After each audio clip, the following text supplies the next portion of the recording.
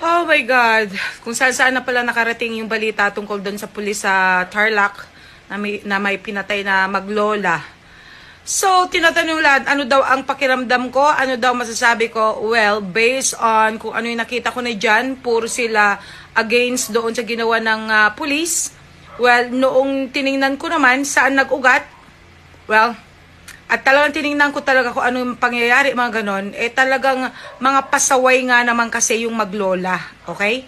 Lalong-lalo na nung lumapit yung anak at sinabi na, my father is a policeman. So, meaning to say, mas alam nung bata na dapat igalang ang pulis, okay? At saka isa pa, ang pulis, peace and order, ang kanyang ginagampanang trabaho. First of all, ano bang ginawa nila? Okay? Yung pagpaputok na ano sa ibang mga tao, of course, kahit ako, kung sakali may nagpaputok at ako ay naabala, hindi man ako pulis, but I have to go to the policeman. At kung hindi naman na-actionan yung aking complaint, at dahil wala palang pakialam itong mga ikino-complain sa pulis, walang paggalang, of course, that would be a big question on my part. Diba?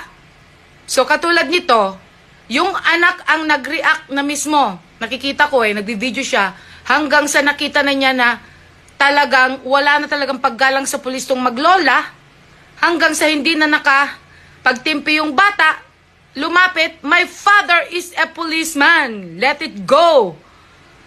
So, natural, bilang isang magulang,